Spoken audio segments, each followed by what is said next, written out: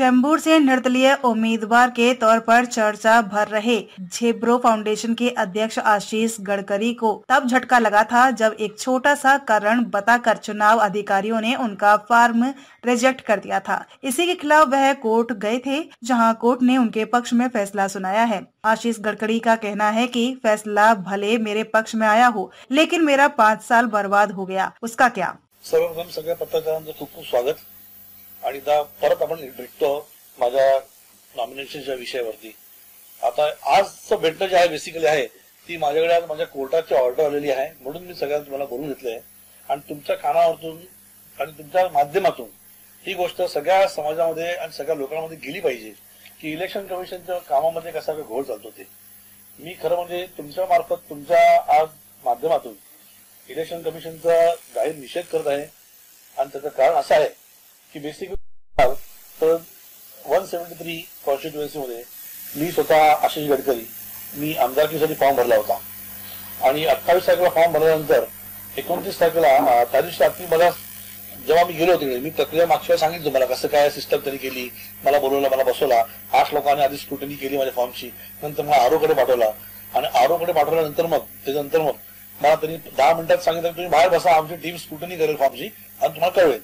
या गोष्टी झाल्या नंतर त्यांची एक व्यक्ती आली बाहेर एवढी मोठी पुस्तक घेऊन, त्या पुस्तकामध्ये नामावली नियमावली होती सगळ्या गोष्टी, त्याचा एक पेपर टाकला आतमध्ये आणि मला माझी रिसिप्ट 10,000ची। त्याच्यात याचं कळतं एक कॉमन माणसाला, एक साधा सिंपल माणसाला असं कळतं की आपला फॉर्म एक्सेप्ट केलेला आहे, कारण ती व्यक्ती कोणीही आता तुम्ही सांगा इलेक्शन कमिशनची माणसांचं काम असं असतं की प्रत्येक वेळा माणसांना तुम्ही प्रॉपरली गाईड केलं पाहिजे।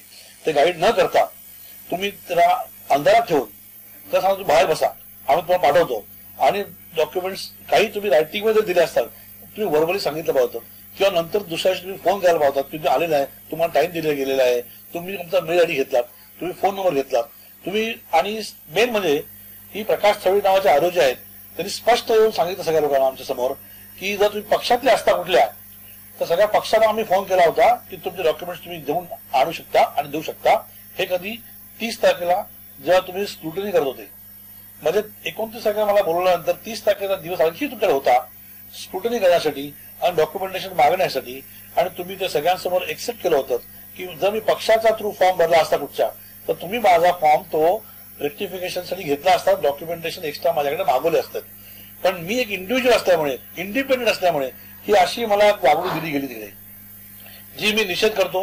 मला वाटतं इलेक्शन कमिशन ऑफ इंडियानी याच्यावरती बारकाईने लक्ष दिलं पाहिजे की तू एक कॉन्स्टिट्यूशनच्या अगेन्स्ट तुम्ही जाऊन आणि आर्टिकल 226 जो एक मानवाचा हक्क आहे माझा, त्याचा एक मी एक सिटिझन असल्यामुळे मी भारताच्या संविधानामध्ये जो हक्क मला दिलेला आहे त्या बजावण्यासाठी मी जो हक्क मागू शकतो त्याचा तुम्ही कुठेतरी आज माझ्यावर तो हिरावून घेतलेला आहे आणि माझ्याकडे हिरवलाय तो हक्क असा किती लोकांचा हिरवला तुम्ही आहे या पण गोष्टीवरती आपल्याला दाद दिली पाहिजे आणि बघितलं पाहिजे की अशा कुठच्या कॉन्स्टिट्यूशन मध्ये प्रत्येक माणसाला या इलेक्शन कमिशनच्या लोकांनी असं इंडिपेंडेंट लोकांना किंवा आणखी कुठच्या लोकांना अशा पद्धतीने बाहेर काढलेले आहे।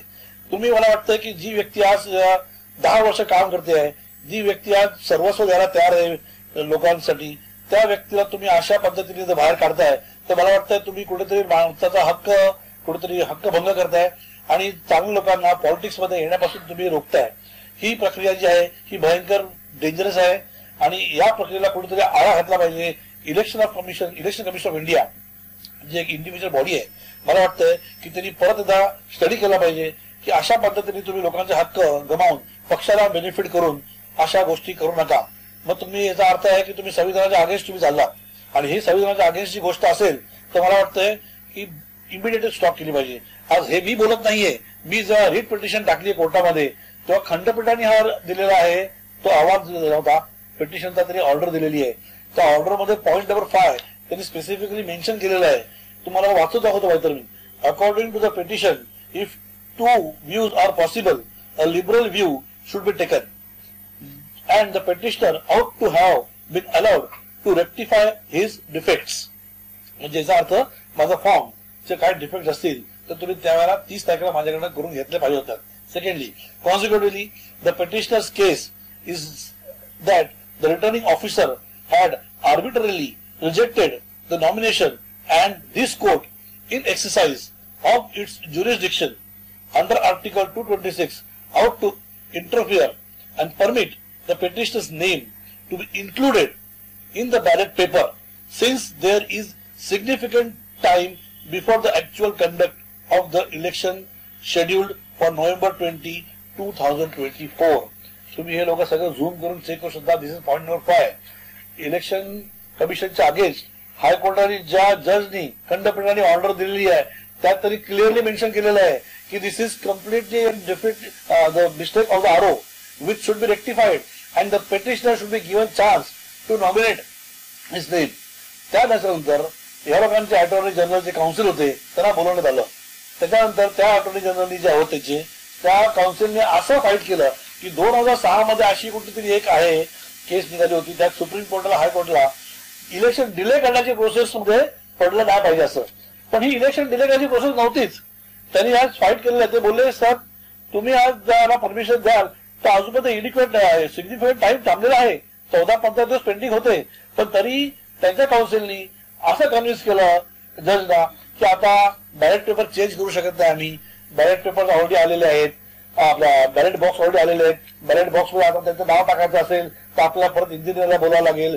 परत ते मशीन परत जातील आणि त्या मशीनवरती सॉफ्टवेअर टाकायला लागेल आणि ऍड करायला लागेल. This will take use time, long time, अशा सगळ्या गोष्टी सांगत ते इंटरफिअर करत तरी शेवटी मध्ये हा माझ्या ऑर्डरवरती सांगितलं सध्या कंटेन्शन्स ओपन आहेत. Petitioners can go to the high court to fight. पण सध्या इलेक्शन कमिशनचं असं म्हणणं आहे की कमी टाइम असल्यामुळे मी गडकरींना त्याच्यावरती माझ्या पेटिशनरला चान्स देऊ शकत नाहीये ते. पण खंडपीठाने क्लिअर ऑर्डर दिली होती की आरोची चुकी आहे आणि माझं नाव ऍड करा. तर मला हे सांगतोय, मला तुम्हाला हे सांगायचं तुमच्या माध्यमातून की जर अशा गोष्टी होतात तुमचा हक्क तुम्ही घेताय तर त्याचा कोण आज मला भरपाई देणार आहे. मी 10 वर्ष जी आज लोकांची सेवा केली होती मी भरपाई मागत नाही लगेच त्यामध्ये तर मला असं नाही. पण मला आज आयुष्यातला कितीतरी वेळ जो लोकांमध्ये द्यायचा होता आणि मला आज पोझिशन जी पाहिजे होती इलेक्शन मध्ये लढून मला तो हक्क मला पाहिजे होता तो फक्त लोकांसाठी पाहिजे होता. तो मला पर्सनल काही गोष्टी नव्हत्या. मला लोकांच्या हिसाऱ्यासाठी चिंबूला एक आज काळाची गरज होती. 20-20 वर्ष लोक राहतात झोपडपट्टीमध्ये बिचारे. त्यांची कंडिशन बघा. आज प्रदूषण भयंकर हाय रेसवर प्रदूषण आपल्याकडे आहे. मोठ्या मोठ्या कंपन्या आहेत आज कितीतरी गोष्टी ज्या प्रदूषण करतायत त्या गोष्टीवरती मला काहीतरी करायचं होतं.